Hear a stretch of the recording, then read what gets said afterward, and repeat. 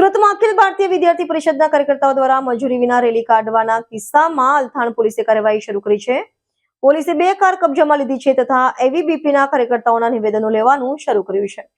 સુરતના અલથાણ વિસ્તારમાં એબીવીપીના કાર્યકર્તાઓ દ્વારા કથિત રીતે મંજૂરી વિના રેલી કાઢવા મામલે અલથાણ પોલીસે કાર્યવાહી શરૂ કરી છે. પોલીસે આ મામલાની તપાસ શરૂ કરી છે અને એબીવીપી કાર્યકર્તાઓના નિવેદનો રેકોર્ડ કરવાની પ્રક્રિયા શરૂ કરી છે. તપાસ દરમિયાન પોલીસે 2 કારો કબજામાં લીધી છે. આ કારો રેલી સંદર્ભમાં વપરાય હોવાની શંકા છે. મામલાની વધુ તપાસ દ્વારા ચાલુ છે. પોલીસ તપાસ બાદ આગળની કાર્યવાહી હાથ ધરવામાં આવશે.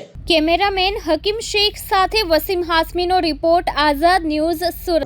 ગત તારીખ 19 ડિસેમ્બર 2025ના રોજ અલથાણ વિસ્તારમાં આવેલ ડીઆરબી કોલેજ ખાતે એબીવીપી જે સંગઠન છે એમની કાર્યકારિણીની બેઠક હતી. એ દરમિયાન જેમની વરણી થયેલ જે ઉમેદવારો હતા એ લોકો એમના આ પ્રક્રિયા પૂર્ણ થયા બાદ જે છે ગાડી સાથે એમણે એક સરઘસ કાઢેલું. એ સરઘસની અંદર એક વિડીયો વાયરલ થયેલો. એ વાયરલ વિડીયોને જોતા એની અંદર અમુક કાળા કાચવાળી ગાડીઓ તથા અમુક ગાડીઓમાંથી જે છે ભયજનક રીતે ડ્રાઇવિંગ કરતા હોય એવું વિડીયોની અંદર સ્પષ્ટ જણાઈ આવેલ.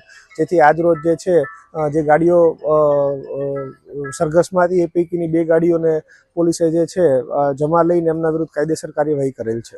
કેટલું જોખમી રીતે એ લોકો આ રીતે જે રીતે વિડીયોની અંદર જોઈ શકાય છે કે ચાલક ગાડી ચલાવતા હતા એ દરમિયાન જે ફ્રન્ટ સાઈડની જે વિન્ડો છે એની અંદરથી પણ જે અમુક દેખાતા ઈસમો જે છે બહાર નીકળેલા હોય.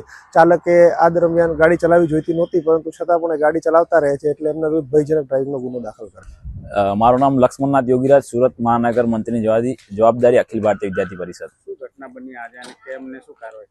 જે ઘટના આપણે 19 તારીખની જે ઘટના ઘટી, જે રેલીના માધ્યમથી સોશિયલ મીડિયામાં જે વાયરલ થયું છે, એ જે રેલી હતી એમાં વિદ્યાર્થી પરિષદની 2025-26ની નવી કારોબારીની નવા દાયિત્વવાન કાર્યકર્તાઓની વિદ્યાર્થીઓની ટીમની પસંદગી કરવા માટે હતી. એમાં નવા વિદ્યાર્થીઓના થકીથી થોડું ઉત્સાહમાં આવીને એ લોકોએ રેલીના માધ્યમથી થોડા બહાર આવી ગઈ જે ઘટના ઘટી. એના માટે વિદ્યાર્થી પરિષદે કડકમાંથી કડક એક્શન લીધું છે અને બીજી વાર એવી ઘટના ના ઘટશે એના પર પ્રયાસ કરશું, ધ્યાન રાખશું.